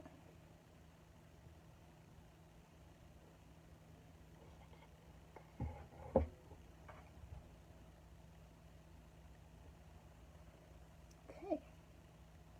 Now we can cut the bigger hole. We got all the little remaining brown pieces for the tiny one. So you should have your 3 stems, 1, 2, 3, and back to the pie. This part's kind of fun too. I enjoy doing the crust on this. So for instance, to show you, if we go to put this on the crust as is, it's going to be pretty tiny, and then I'm going to be squeezing there forever to try to cover the cookie. So how about we make a hole about the size of when we did the flooding.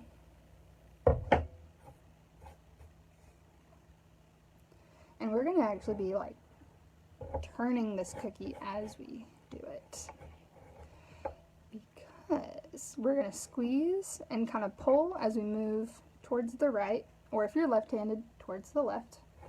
And then as you're moving, you're kind of going to like turn, and I will show you that. So if you want to watch me first,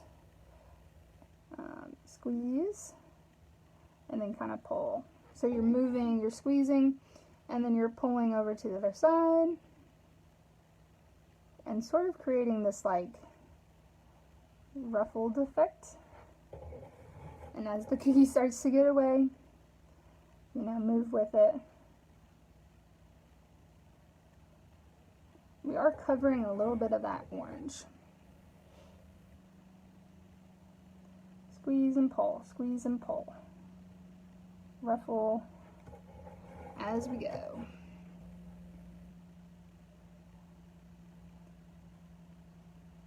Squeeze, the more you squeeze, the more it comes out.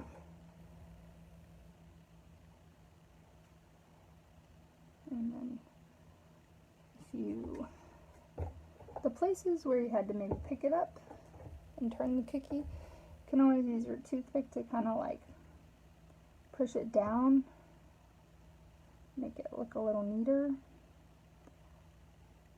But being that that icing is the thicker icing, it kind of retains those little ruffles.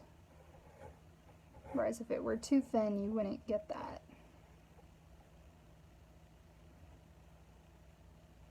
It would all just kind of run together, but it does keep its shape a little bit, which is good. Whew, yay! Guess what? You have finished your first cookie completely 2 hours later. So that cookie, you can either go ahead and put it in your bakery box, or you can set it off to the side and put them all in the box later. I'm gonna leave it up here, actually. Right, that one is done. Yay! 1 down. 3 to go. We're almost done though, really. We only have a few things left, so that's awesome. Okay. Trying to think. The smallest thing, so we need that green for the leaves. However, we also want them for the vines. So here's what we're gonna do. We are going to do the vines first. That's the smallest part. After the vines, we're going to cut a very tiny part for the leaf. The leaf is a different cut, and I will show you what that looks like. And then when we have the tiny leaf, we're going to do the 2 little pumpkins. Then we're going to go back and cut a bigger leaf to do this one right here. So we're kind of avoiding transferring the icing into another bag. We're just going to go vine, cut, tiny leaf, cut, big leaf. So you might have to stick with me here. All right, this one has not been cut yet. Tiny hole, like the outline one. This is thick. This is going to be thick, about like the white. It's going to be a little hard.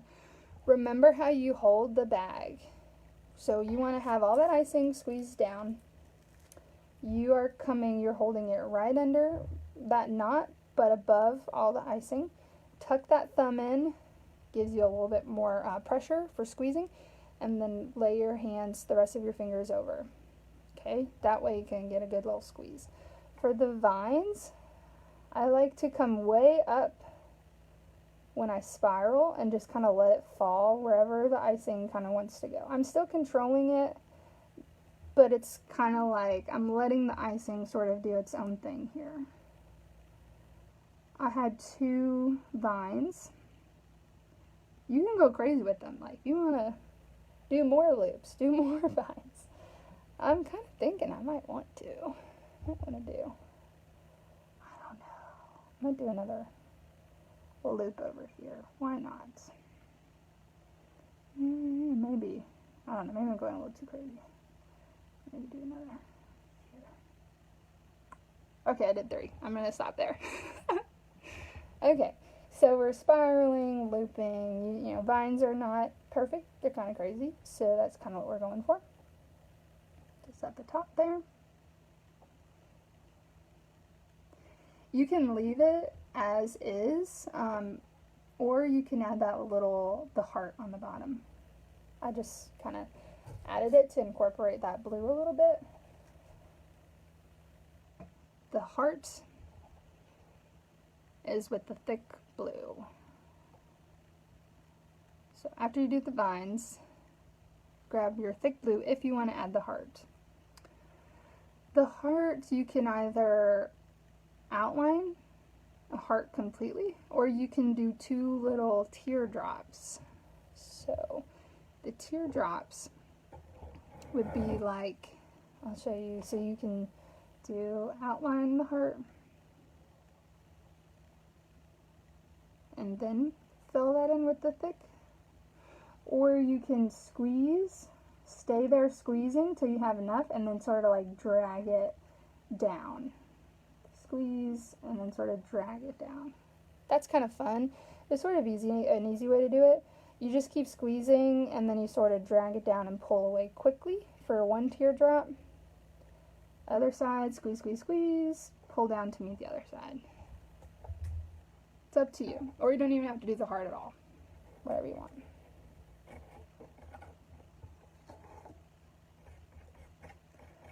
I'm going to do the teardrop one. So right here on the right, squeeze, and then drag down.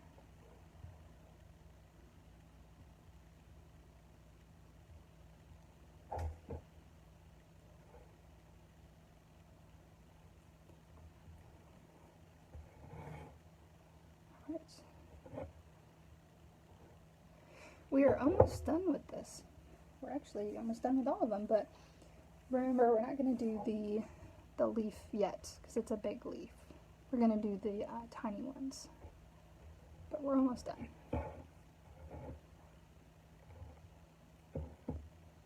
Okay.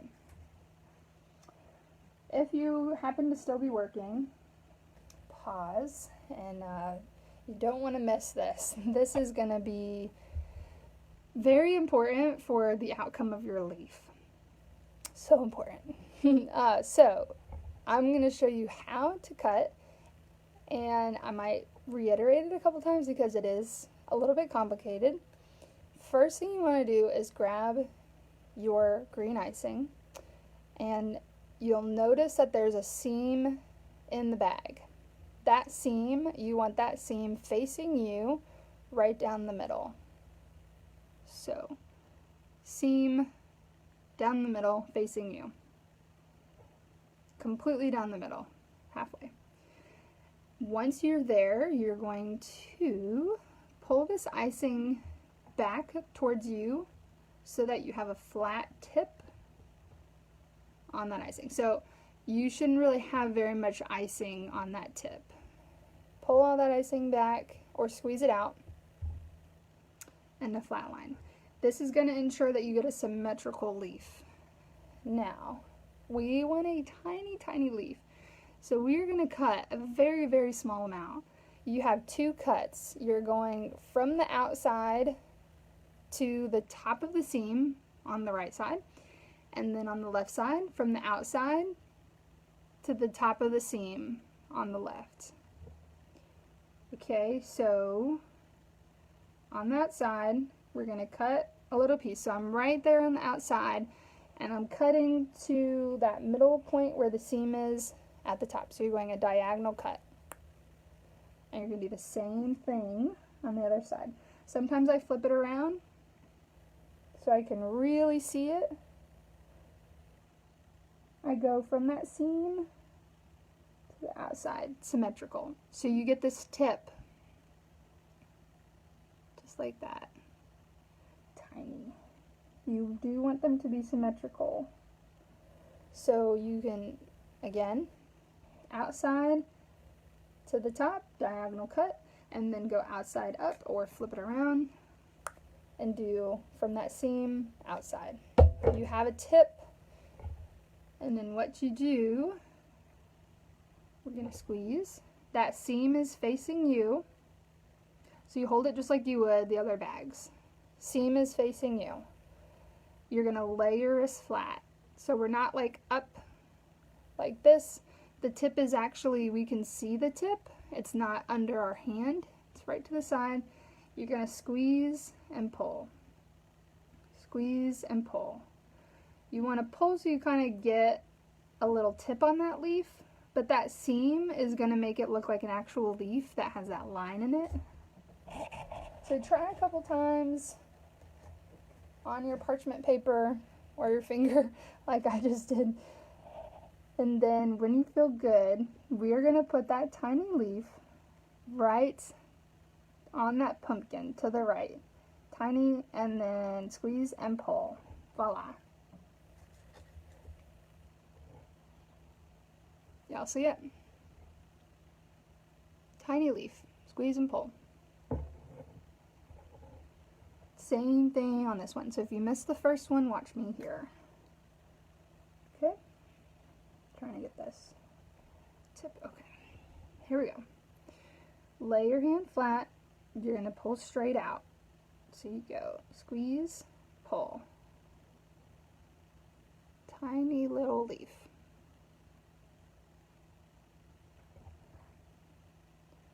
Yay! Hopefully you have cute little leaves. You know, we might not need to cut it.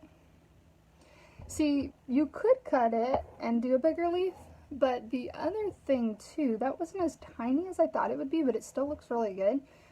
So the more you squeeze, the more icing comes out. So you could stay there and squeeze until you have the width of the leaf that you need.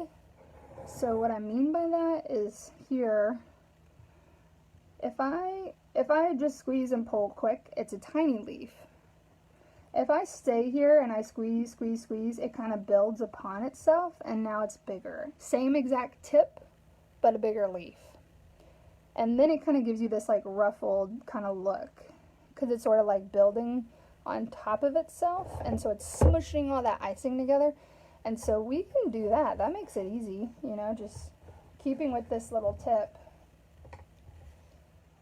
All right, and on this one, if you mess up, since it's just right on top of the cookie, you can always wipe it off.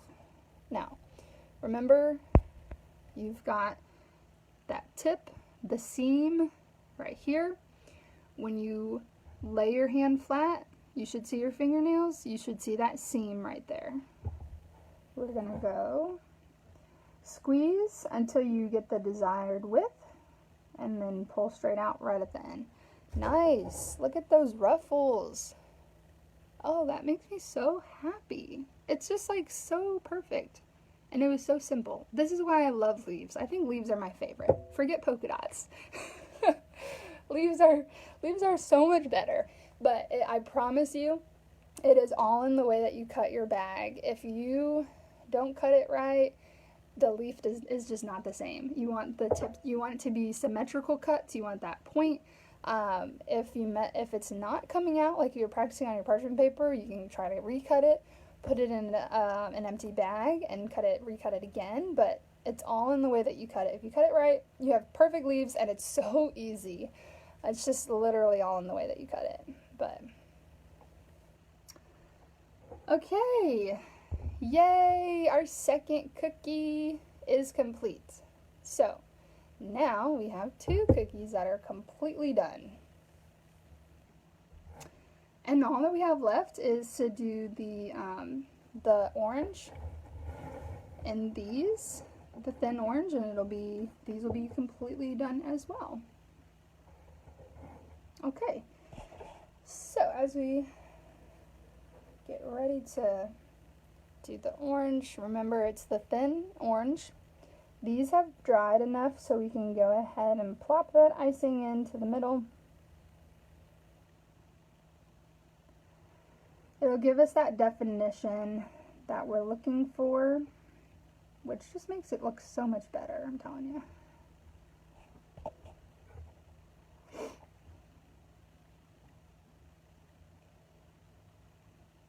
Actually, we do have one more thing on the latte that I told you that we could do to make the sleeve look a little cleaner. But, yay! Our third one is done. That one's probably my favorite of them all.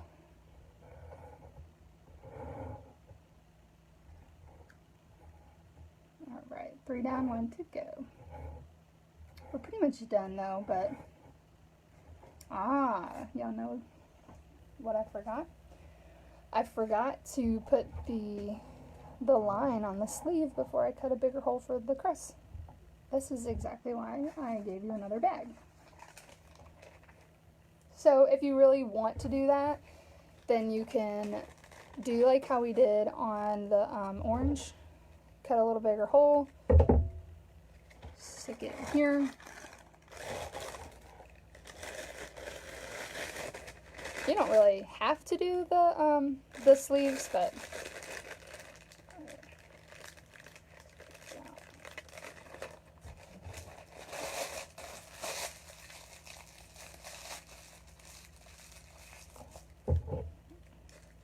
so now, brand new, I can cut a little hole.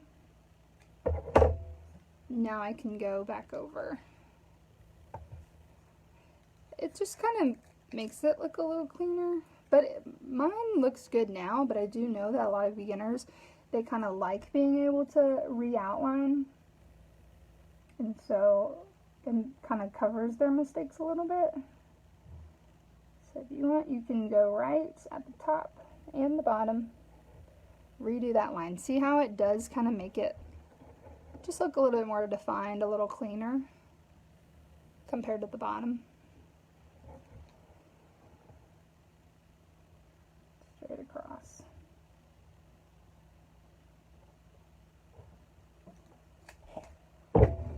Okay. And now we are done completely, which is kind of sad, but it was fun. So, just a couple closing statements. Again, let your cookies dry. Put them in your bakery box for, overnight or whatever. And then they do taste better the next day when the icing is kind of set a little bit. But, feel free. If you want to eat them now, go for it. And then once they dry, like tomorrow night, I would say, you can put them in like a Ziploc bag or a cellophane bag or something like that. And as long as it's sealed, or like in a bag, in a Tupperware, or, whatever you want to do, as long as it's sealed, it'll stay good for 30 weeks. But I kind of have a feeling that they will not last that long because I think that y'all will have already ate them at that point. But if you like the pumpkin spice recipe for the cookie and you did not get that email, let me know and I will send you that email for the recipe. Maybe try out the cookies first and then, see if you like it. And if you don't, hey, no problem.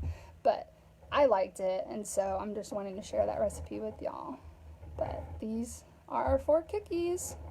If you have enough icing and you can decorate your other 4, that cool. You can practice a little bit more. You definitely had enough icing for these 4. You might have enough, probably do have enough, I'm thinking.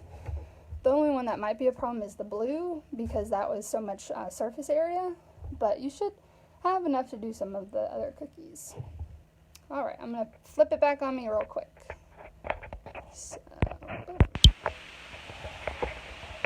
there we go. All right, I hope that you had a great time, and wherever you're at, whoever you're with, hopefully you had fun, and hopefully it wasn't too stressful. Again, the people who won the door prizes, I will send you the discount code for that, 50% off a cookie kit and class. And so my Thanksgiving one is coming up. Then I'm going to have a winter one and a Christmas one. I'm also coming back to Baton Rouge next week, so I'm so excited. We're going to be there for 5 cookie classes, 4 of which are public classes. 1 is a private event. And I think we still have 2 that still have spots in them. So we have a fall class and a Halloween class that still have a couple of seats left if you want to get your tickets. If you already got your tickets, cool, I will see you. Come up to me, because there's a lot of people. I might not recognize you, but I will know your name and just say, hey, I took your virtual class. That would be cool to see y'all. So have a great night. Enjoy the cookies. Email me if you have any questions. I'm going to upload the video to YouTube. And so if you want to go back and watch it, you can. I will send you the link tonight or tomorrow morning when I post it. All right. Have a good night, and thank you guys, and bye.